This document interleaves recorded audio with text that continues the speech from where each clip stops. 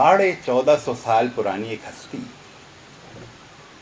پتھر کا زمانہ تھا، اونٹ اور خچر پر لوگ سفر کرتے تھے، کبوتر کے ذریعے پیغام رسانی کرتے تھے،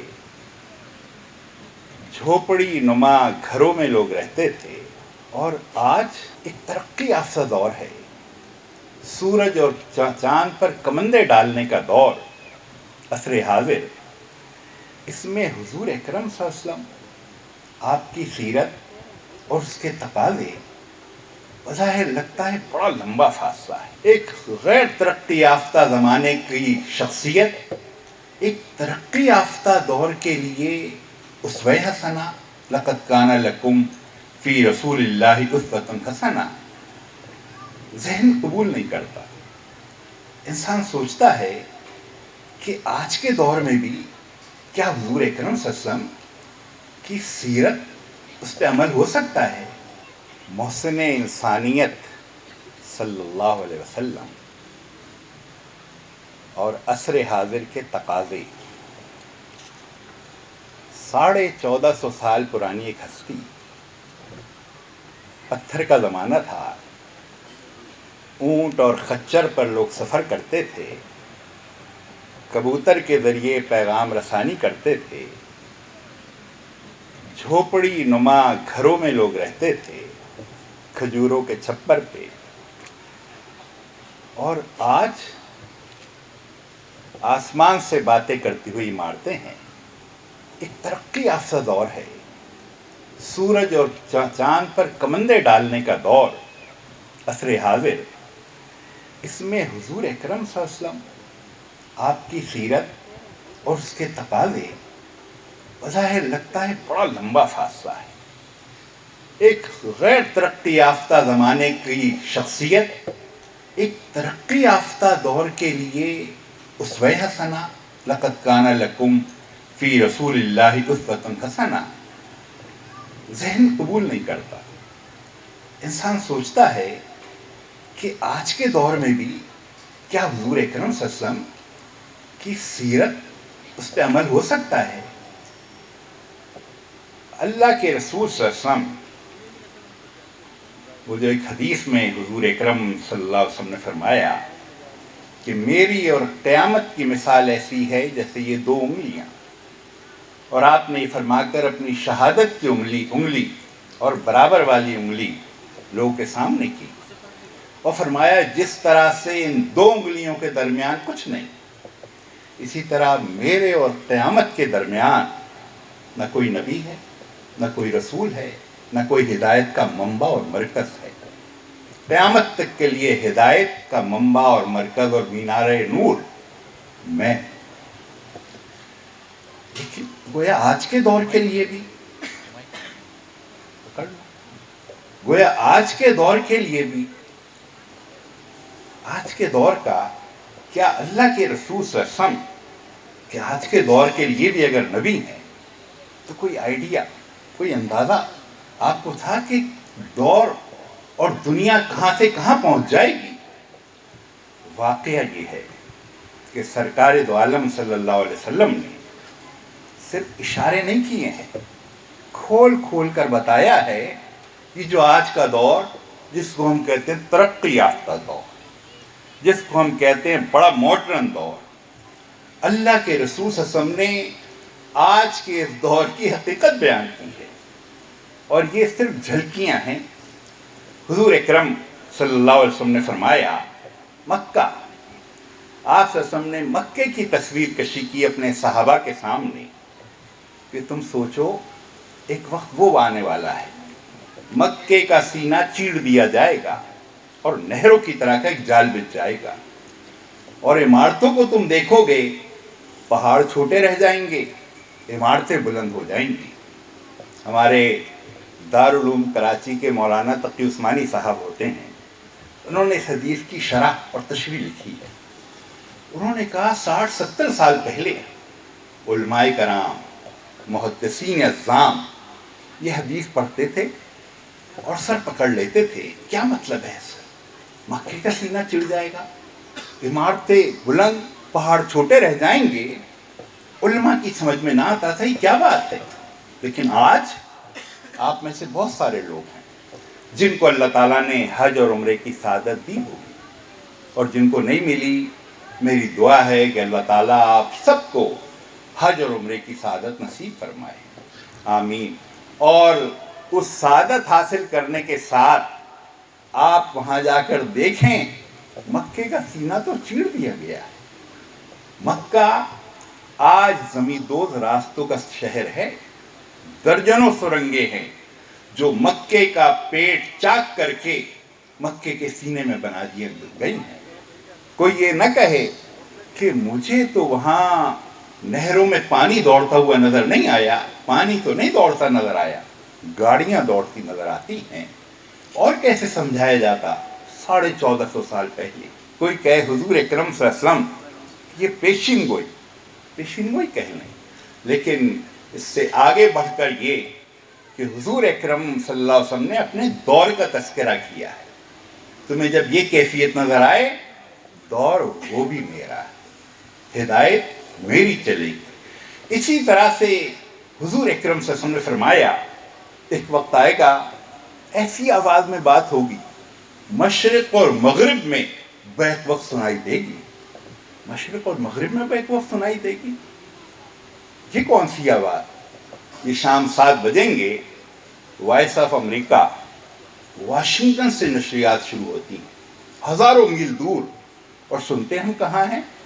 यहाँ मंगोरा और DHA इस्लामाबाद और कराची, BBC लंदन से नशर होता है, सुनते हम यहाँ हैं। ऐसी आवाज में बात होगी, मशरिक और मगरिब में बैक वक्त सुनाई देगी। इसी तरह हुजूर अकरम सल्लल्लाहु अलैहि वसल्लम ने फरमाया, ऐसी सवारी पर सफर होगा जिसको तुम हवा में ऐसे उड़ते हुए देखोगे कि जैसे तुम बादलों को उड़ते हुए देखते हो।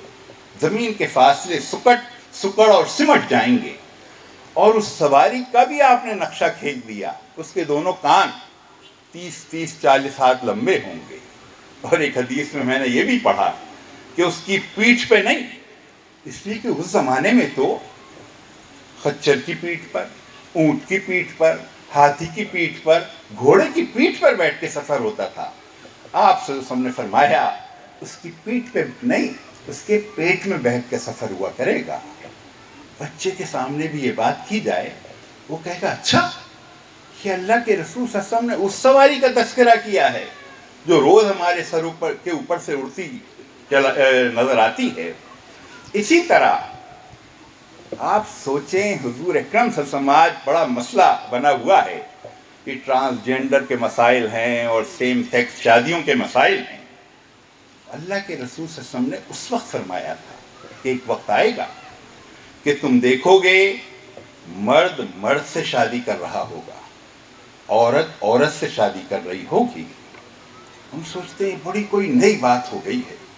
वो अलग बात है कि इंसान इस जरिए से अपने पाँव में खुद कुल्हाड़ी मार रहा है, अपना मुस्तकबिल तारीख कर रहा है। लेकिन मैंने तो ये देख के चंद चावल दिखाए इसलिए हैं कि जो आदमी सोचता है असरे हाजिर और अपने तई बड़ा तरक्की याफ्ता इंसान शुमार करता है अपने आप को, हुजूर अकरम सल्लल्लाहु अलैहि वसल्लम ने 1400 साल और 1450 साल पहले आज का नक्शा खींच कर रख दिया है, जिसकी चंद झलकियां गोया मैंने आपको दिखाई हैं।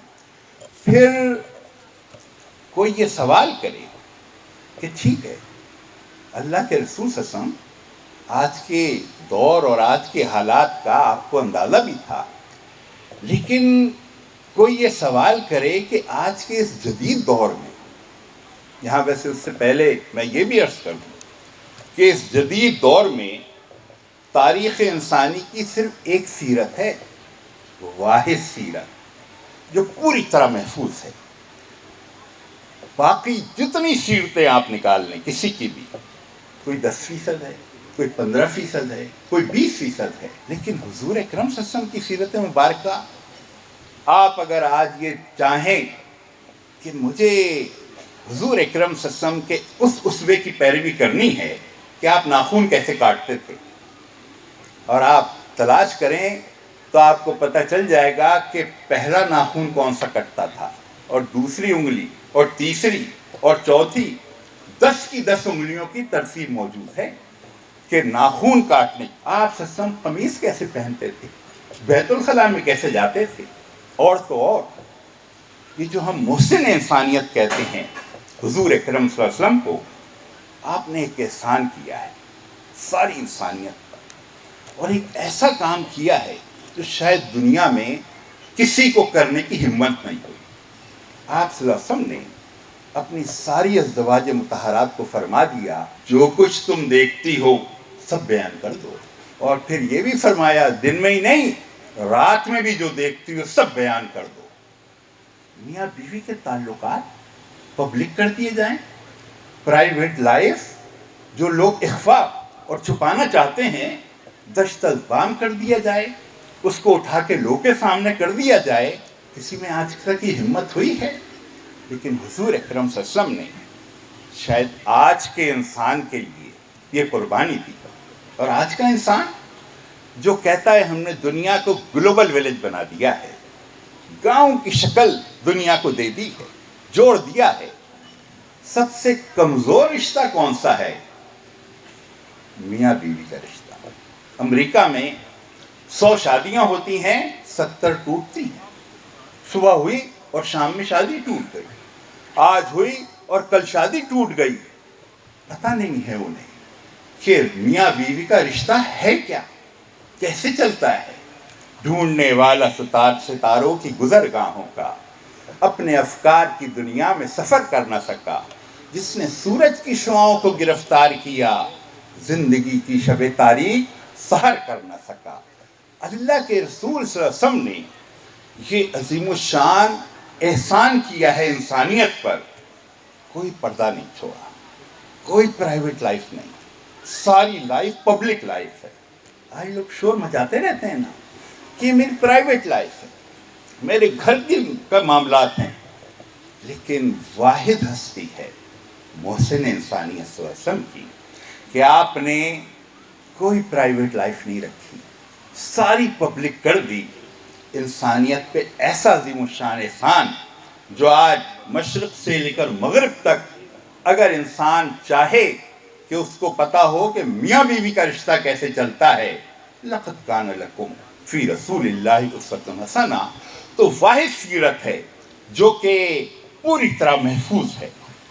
پھر کوئی یہ کہے اچھا ٹھیک ہے محفوظ بھی ہے, اللہ کے رسول صلی اللہ علیہ وسلم نے اس آج کے دور کے اشارے بھی کر دیے ہیں, لیکن آج تو سائنٹیفک دور ہے, ہر چیز پر ریسرچ موجود ہے, ہر چیز کی گویا بال کی کھال نکالی ہوئی ہے.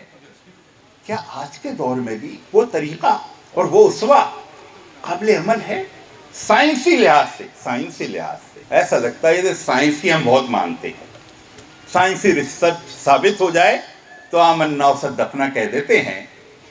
ایسا ہے؟ ایسا بالکل نہیں ہے, یہ ہماری غلط فہمی. اگر ایسا ہوتا تو دنیا میں شراب کا کوئی قطرہ کوئی نہ پی رہا ہوتا. کیوں؟ شراب کے بارے میں کیا ریسرچ ہے, سائنس نے کیا کہا؟ بڑی صحت کی ضامن ہے, بڑی توانائی بخشتی. سائنس نے بتایا اتنے کینسر, اتنی بیماریاں, اتنے ہارٹ اٹیک شراب نوشی کی وجہ سے. اور جن لوگوں نے تحقیقات کی وہیں سب سے زیادہ شراب پی جاتی ہے. کیا امریکہ, کیا برطانیہ, کیا جرمنی, کیا جاپان یہ سائنس کی مانتے ہیں؟ یہ ہمارے دماغ میں ویسے ہی خلل موجود ہے. اسی طرح سائنس کی اگر مانتے ہوتے تو دنیا میں سگریٹ ختم ہو چکا ہوتا. سگریٹ امریکہ میں ہر چوتھا مرد اور ہر 5ویں عورت سگریٹ سلگائے چل رہی ہوتی ہے. انہوں نے سائنس نہیں پڑھی, یہ ماڈرن لوگ بے پڑھے, 100% لٹریسی ہے. تو یہ خیال ہے کہ سائنس کی بڑی مانی جاتی ہے. اپنے نفس کی مانتے ہیں, اپنے من کی مانتے ہیں, وہ جو چاہے بس وہ ہونا چاہیے, سائنس کچھ کہتی رہے. لیکن اور پھر سائنس کیا کوئی پتھر کی لکیر ہے؟ جو سائنس کہہ دے وہی فائنل ہے. سائنس فائنل نہیں ہے.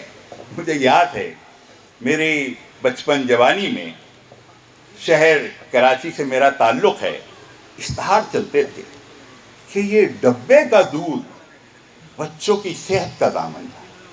बड़ी बच्चों की जान बनती है और ये बच्चों के लिए नागुज़ीर है। लेकिन आज एक हमारी खातून डॉक्टर हैं, ज़रा दूसरी तीसरी मंजिल पे बैठती हैं और वो बच्चों की कोई देखती हैं। किसी माँ को अगर देखें कि बच्चे को बोतल फीडर लगाए हुए ले आई है, वो फीडर पकड़ती हैं और अपनी दूसरी तीसरी मंजिल से उसको नीचे फेंकती हैं। बच्चे पे जुल्म कर रही हो, उसकी मौत का सामान कर रही हो। लेकिन कल तक ये साइंस क्या कहती थी? डब्बे का दूध बड़ा फायदेमंद है। और आज क्या कहती है? डब्बे का दूध बड़ा नुकसानदेह है। तो ये साइंस भी कोई, लेकिन हुजूर अकरम सल्लल्लाहु अलैहि वसल्लम आपकी ज़ात मुबारका में आप जो चाहें, और ये भी मैं अर्ज़ करूँ, ये ऐसा मौजू है, दिन गुजर जाए इस पे, लेकिन मैं सिर्फ 2-3 मिसालें गिनती की देता हूँ। आज कैफियत ये है कि कराची, इस्लामाबाद, बड़े बड़े शहरों में किसी बड़ी सी बेकरी पर कोई बड़ी सी गाड़ी से कोई मर्द या औरत उतरेगी और बेकरी पे जाएगी और कहेगी हमें ब्रांड ब्रेड चाहिए, ब्रांड ब्रेड। वो बेचारा मुलाजिम सर खो जाएगा, ये ब्रांड ब्रेड क्या? फिर वो कहते हैं भूसी की डबल रोटी दो, भूसी की। अच्छा, भूसी की डबल रोटी आप खाओगे?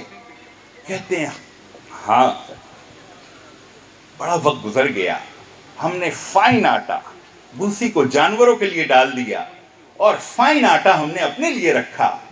लेकिन अब पता चला है कि फाइन आटा और भूसी के बगैर आटे ने जितने पेट के अमराज पैदा कर दिए हैं, उसका इलाज ये है कि भूसी हमने खाना शुरू कर दी है। लेकिन आप 1450 साल पहले चलें, हुजूर अकरम सल्लल्लाहु अलैहि वसल्लम अपने घर में दाखिल हुए और आपने देखा आपकी अज़वाज मुतहरात में से कोई आटे में से भूसी निकाल रही है। आपने रोका, कहा क्या गलत कर रही हो, आटे में से भूसी निकाल रही हो? इसको आटे में पड़ा रहने दो, ये इंसान के लिए फ़ायदेमंद चीज़ है। जो फ़लसफ़ियों से हल न हुआ और नुक्तावरों को मिल न सका, वो राज भी कमली वाले ने बतला दिए चंद इशारों में। और फिर यहाँ पर मैं अपने नौजवान दोस्तों से कहता हूँ, बहुत अच्छे दौर में आप दाखिल हो रहे हैं, इसलिए कि मेरे बचपन में ये कैफियत नहीं थी जो आज हो गई है। शहद का इस्तेमाल जितना बढ़ गया है, खजूर का इस्तेमाल जितना बढ़ गया है, जैतून और उसके तेल का इस्तेमाल जितना बढ़ गया है। कराची में तो ऊँटनी जगह जगह चौराहों पे खड़ी है। पूछोगे ये ऊँटनी क्यों खड़ी है? कहा कि ये दूध के लिए खड़ी है और ऊँटनी के दूध को गर्म वगैरह नहीं करते, वैसे ही जल्दी से इस्तेमाल करना चाहिए। पूछा जाए क्या किलो है, कहेंगे 800 रुपये किलो है। लेकिन ये आज के दौर में, लेकिन अब कहते हैं साइंस, रिसर्च ने बताया है ऊँटनी के दूध जिस कदर फ़वाइद उसमें है और किसी दूध में नहीं। लेकिन ग़िज़ाइयत किसकी थी? लक़द कान लकुम फ़ी रसूलिल्लाहि उस्वतुन हसना।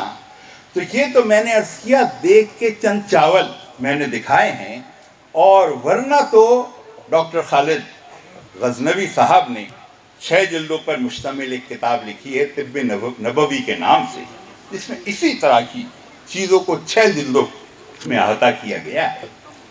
फिर हुजूर अकरम सल्लल्लाहु अलैहि वसल्लम, वो जो माइकल एच हार्ट, जिसने तारीख़ इंसानी के 100 बड़े इंसानों की सीरत मुरत्तब की, और फिर उसको मसला दरपेश आया नंबर 1 मकाम किसको दे, पहले नंबर पे किसको रखे? ज़ाहिर उसने मशवरे किए होंगे, उसने इधर उधर राब्ते किए होंगे, सोच विचार की होगी, और बिल आखिर जब तारीख वो उसकी किताब छप के सामने आई तो उसने नंबर 1 मकाम मोहम्मद सल्लल्लाहु अलैहि वसल्लम का रखा। ज़ाहिर खलबली मच गई। उसके अपने दोस्त साथी पूछने लगे तुम क्या मुसलमान हो गए हो, तुम क्या मोहम्मद सल्लल्लाहु अलैहि वसल्लम के दीन तुमने इख्तियार कर लिया है? तो उसने कहा नहीं, अभी तक तो नहीं किया। कहा फिर तुमने पहला नंबर मुसलमानों के पैगंबर को दे दिया है, ये क्या है?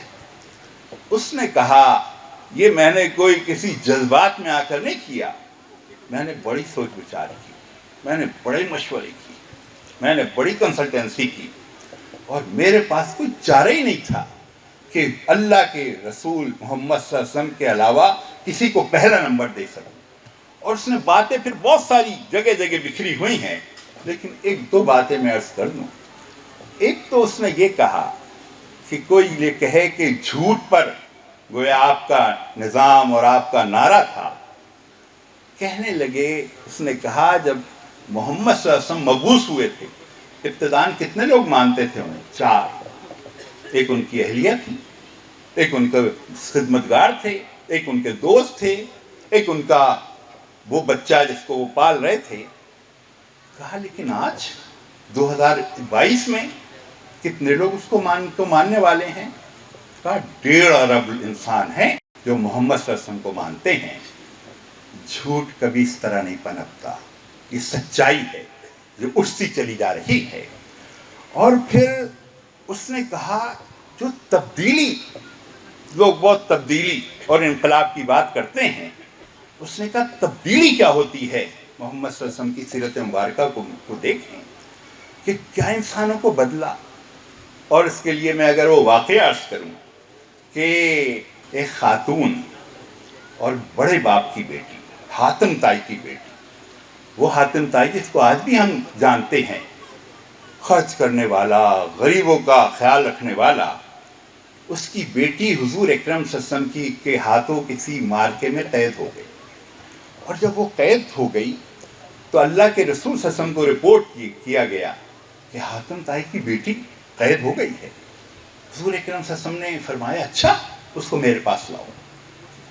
بیٹی کو آپ صلی اللہ علیہ وسلم کی خدمت میں لایا گیا اور اس نے حضور صلی اللہ علیہ وسلم نے فرمایا کہ تم تو حاتم طائی کی بیٹی ہو، وہ تو انسانوں کا بڑا خیال کرتا تھا، خرچ کرتا تھا.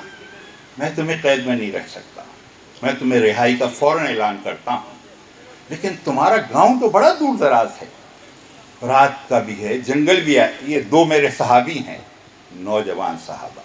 اور صحابہ آپ ویسے فہرست اٹھا کر دیکھیں، ابتدائی صحابہ تو تقریباً سارے نوجوان ہیں. نوجوانوں کے لیے یہ بات ہے کہ اللہ کے رسول صلی اللہ علیہ وسلم نے تو اصلاً نوجوانوں کو اٹریکٹ کیا. تو 2 نوجوان صحابہ کو آپ صلی اللہ علیہ وسلم نے مقرر کیا کہ ان خاتون کو عزت اور احترام کے ساتھ ان کے گھر چھوڑ کر آؤ. چلیں سفر شروع ہو گیا. جنگل آیا، وہاں سے گزر گئے، رات آئی، وہاں سے گزر گئے. بالآخر وہ خاتون اپنے گھر پہنچی اور گھر جا کر اپنے بھائی حضرت عدی بن حاتم رضی اللہ تعالیٰ عنہ، جو وہ بعد میں مسلمان ہوئے، ان سے کہا تم جا کر ان ہستی سے ملو، دیکھو ایسی عظیم الشان انہوں نے تبدیلی، انسانوں کو بدل کے رکھ دیا ہے. تو ان کے بھائی نے کہا کیوں؟ کہا کہ یہ میں ان کی قید میں تھی اور مجھے 2 نوجوانوں کے وہ ساتھ کہا کہ چلے جاؤ اور یہ گھر تک چھوڑ کر آئیں گے. میں دل میں سوچ رہی تھی تو جنگل آئے گا، میرے ساتھ پتہ نہیں کیا ہوگا، رات آئے گی، میری عزت اور عصمت محفوظ رہ جائے گی. لیکن کہنے لگی وہ عورت کہ میں گھر پہنچ گئی ہوں. ایسے عجیب و غریب انسان تشکیل دے دیے ہیں کہ ان 2 نوجوانوں نے آنکھ اٹھا کر میری طرف نہیں دیکھا. تم جاؤ دیکھو کہ وہ کیا تبدیلی. اور پھر تو وہ مائیکل ایچ ہارٹ نے لکھا کہ انسانوں کی ذاتی زندگیوں میں جس طرح تبدیلی حضور اکرم صلی اللہ علیہ وسلم نے برپا کی، کوئی انسان مجھے نظر نہیں آتا جو اس طرح تبدیلی کر دے. اور پھر معاشرے میں کیا تبدیلی وہ ان کے بھائی نے دیکھی. ان کے بھائی عدی بن حاتم رضی اللہ تعالیٰ عنہ وہ تشریف لے گئے اور حضور صلی اللہ علیہ وسلم کی مجلس میں حاضر ہوئے. حضور اکرم صلی اللہ علیہ وسلم نے کو بتایا گیا حاتم طائی کا بیٹا آیا ہے.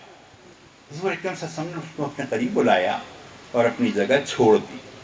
اور آپ جو چھوٹے سے بوریے پر بیٹھے ہوئے تھے، آپ نے اس کو اپنی جگہ بٹھایا اور خود زمین پر بیٹھ گئے. وہ یہ سوچتے تھے یہ کوئی ایسی لیڈر کا چکر ہے، آج کی زبان میں سیاست بازی ہے. لیکن اس نے دیکھا کہ اللہ کے رسول نے اپنی جگہ مجھے بٹھا دیا، خود زمین پہ بیٹھ گئے. سوچا ہی نہیں یہ کوئی اور مسئلہ ہے. یہ کوئی اور چکر ہے. لیکن پھر وہ سوچنے لگے کہ یہ معاشرہ، میری سوسائٹی، کیا تبدیلی اس میں برپا ہوگی. ٹھیک ہے، یہ قرآن کی بات کر رہے ہیں، کلمہ لا الہ الا اللہ کی بات کر رہے ہیں، کیا انقلاب آئے گا.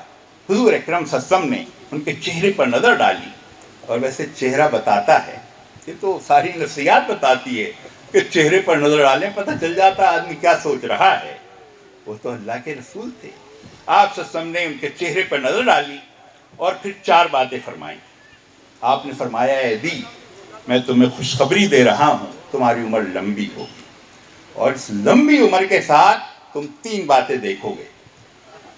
اور پھر فرمایا کہ پہلی بات محمد صلی اللہ علیہ وسلم نے یہ فرمائی، تمہارے گاؤں کی عورت آئے گی، خانہ کعبہ کا طواف کرے گی، محفوظ و معمون واپس جائے گی. عدی گویا اچھل پڑے، عورت؟ یہاں تو مرد غیر محفوظ ہیں، راستے یہاں تو گھر غیر محفوظ ہیں. اور تو اس پہلو سے اللہ کے رسول صلی اللہ علیہ وسلم آپ نے ان کو یہ بتایا. پھر آپ صلی اللہ علیہ وسلم نے یہ بتایا کہ وہ وقت بھی آئے گا کہ یہ قیصر و کسریٰ اس وقت کے نعوذ باللہ خدا سرنگوں ہو جائیں گے، ان کا ساز و سامان تمہارے زیر استعمال آئے گا. اور پھر فرمایا لوگ زکوٰۃ لے ہوئے پھریں گے، زکوٰۃ لینے والا نہ ہوگا. حضرت سوچنے لگے یہ کیسے ہو جائے گا. تلک الایام نداولها بین الناس، دن گردش کرتے ہوئے بالآخر لوگوں نے دیکھا کہ ایک بوڑھا شخص، سارے بال سفید تھے، اعضاء کمزور تھے، جھریاں پڑی ہوئی تھیں، بھویں لٹک رہی تھیں، مسجد میں سے لوگوں سے کہہ رہا ہے لوگوں ذرا میرے قریب آؤ. لوگ قریب چلے گئے. اس نے کہا لوگوں، میں جوانی میں حضور صلی اللہ علیہ وسلم کی خدمت میں حاضر ہوا تھا، اور آپ نے مجھے فرمایا تھا تمہاری عمر لمبی ہوگی، اور فرمایا دیکھ رہے ہو تم مجھے، لمبی عمر تو میری ہو گئی، میرے کتنے ساتھی اٹھ گئے، میں اب تک حیات ہوں. اللہ کے رسول نے فرمایا تھا. لیکن اس کے ساتھ آپ نے 3 باتیں مزید فرمائی تھیں. مجھ سے کہا تھا تمہارے گاؤں کی عورت آئے گی، خانہ کعبہ کا طواف کرے گی، محفوظ و معمون واپس جائے گی. اور میں سوچ رہا تھا عورت، یہاں تو مرد غیر محفوظ ہیں، اور خانہ کعبہ اور میرے گاؤں کے فاصلے کے راستے میں تو ڈاکوؤں کا قبیلہ ہے، وہ کہاں چلا جائے گا. لیکن پھر فرمایا ایک شکر کے جذبات سے بھرپور سانس لے کر کہ لوگوں تم نے بھی دیکھا اور میں نے بھی دیکھا، کیا انقلاب برپا ہوا ہے. ہماری مائیں، بہنیں، بیٹیاں تنہا سفر کر سکتی ہیں، اللہ کے علاوہ کسی کا خوف نہیں ہوتا. یہ آج کے دور میں کوئی ایک جگہ مجھے بتا دیں جہاں عورت محفوظ ہو گئی. میں تو آپ کو بتاتا ہوں کہ امریکہ میں ہر منٹ پہ کتنی عورتوں کی عزت لٹتی ہے، برطانیہ میں کتنی عورتوں کی عزت لٹتی ہے، روس اور چائنا میں کیا ہوتا ہے، جاپان اور جرمنی میں کیا ہوتا ہے، ساری چیزیں موجود ہیں. کوئی عورت کو محفوظ نہیں کر سکتا. یہ ترقی، یہ ٹیکنالوجی، یہ ان کا سارا مانیٹرنگ کا نظام عورت کے خلاف جرائم ختم نہیں کر سکتے. عورت کمزور ہوتی ہے. اسی لیے حضور صلی اللہ علیہ وسلم نے عورت کا تذکرہ کیا. لیکن وہ محفوظ ہوئی تاریخ میں گویا ایک ہی دفعہ محفوظ، جب یہ دین فطرت رحمت اللہ عالمین صلی اللہ علیہ وسلم کا نظام گویا غالب آیا. آج کوئی، میں چیلنج کرتا ہوں، کوئی خاتون کی عزت کو محفوظ نہیں کر سکتا. پاکستان میں ہم دیکھ رہے ہیں نا، بڑے نعرے دعوے لگا کے لوگ آتے ہیں. ایک دن کا اخبار دیکھ لیں، پتہ چل جائے گا عورت کے ساتھ کیا ہو رہا ہے، کس طرح اس کو قتل. اور اسلام آباد میں تو شاہکار قسم کی وارداتیں ہو گئی ہیں. کون ہے اس کا حل؟ یہ سب لوگ کر سکتے ہوتے کر لیتے. یہ وہ ہیں جس کو ابھی تک لوگ پہچان نہیں رہے. سمجھتے ہیں 1450 سال پرانی ہستی ہے، سمجھتے ہیں کہ، اور لوگ آج کے دور میں کبھی اس کے پیچھے، کبھی اس کے پیچھے، کبھی اس کنٹینر پر، کبھی اس جلوس میں. جاتا ہوں تھوڑی دور ہر ایک راہ رو کے ساتھ، پہچانتا نہیں ہوں ابھی راہبر کو میں. کون ہے راہبر؟ رہبر و رہنما مصطفیٰ صلی اللہ علیہ وسلم. تو اس لیے میرے قابل احترام بزرگوں، مجھے کہا گیا ہے کہ وقت بس ختم ہی ہو گیا ہے، تو اس لیے آج کے دور میں اگر کوئی مسئلہ کوئی حل کر سکتا ہوتا تو یہ جدید دور کر لیتا. کر نہیں سکتے. لیکن انسانیت پھر سے پلٹ رہی ہے. غذائیں حضور صلی اللہ علیہ وسلم کی آ رہی ہیں، طریقہ لیٹنے اٹھنے بیٹھنے کا حضور صلی اللہ علیہ وسلم کا آ رہا ہے، اور یہ نظام یہ بھی بالآخر حضور صلی اللہ علیہ وسلم کا آئے گا. وہ حضور صلی اللہ علیہ وسلم نے خود ہی فرمایا. آپ نے فرمایا کہ میرا دور ہے دور نبوت، کچھ عرصے رہے گا ختم ہو جائے گا. پھر آپ صلی اللہ علیہ وسلم نے فرمایا پھر خلافت علی منہاج النبوہ ہوگی، وہ بھی کچھ عرصے رہے گی، ختم ہو جائے گی. پھر آپ صلی اللہ علیہ وسلم نے فرمایا پھر بادشاہتیں ہوں گی، وہ بھی رہیں گی اور وہ بھی ختم ہو جائیں گی. پھر آپ صلی اللہ علیہ وسلم نے فرمایا پھر ایک جبر کا دور ہوگا. دیکھ رہے ہیں آج آپ جبر کا دور، فلسطین، ہندوستان، اس سے پہلے ترکی، افغانستان. ترکی میں مساجد کو تالے تھے، اذانوں پہ پابندی تھی، خاتون سر پہ اسکارف نہیں لے سکتی تھی 50 برس پہلے. لیکن حضور صلی اللہ علیہ وسلم نے فرمایا جبر کا دور بھی ٹوٹ جائے گا. ترکی میں ٹوٹ گیا، اذانیں، مساجد سب کھل گئی ہیں، خواتین اسکارف اور چادر اور پردہ کرنے لگی ہیں. اور افغانستان دیکھتے دیکھتے جبر کے دور سے نکلا ہے. حضور صلی اللہ علیہ وسلم نے فرمایا کہ جبر کا دور بھی بالآخر گزر جائے گا. اور پھر کیا ہوگا؟ پھر آپ صلی اللہ علیہ وسلم نے فرمایا پھر سے انسانیت میں خلافت علی منہاج نبوہ قائم ہو. وہ نظام واپس آئے گا جس کو علامہ اقبال نے ذرا پہلے دیکھ لیا تھا کہ آنکھ جو کچھ دیکھتی ہے لپٹے آ سکتا نہیں. محو حیرت ہوں کہ دنیا کیا سے کیا ہو جائے گی. پھر دلوں کو یاد آ جائے گا پیغام سجود، پھر جبیں خاک حرم سے آشنا ہو جائے گی. شب گریزاں ہوگی آخر جلوہ خورشید سے، یہ چمن معمور ہوگا نغمہ توحید سے انشاءاللہ. وآخر دعوانا الحمدللہ.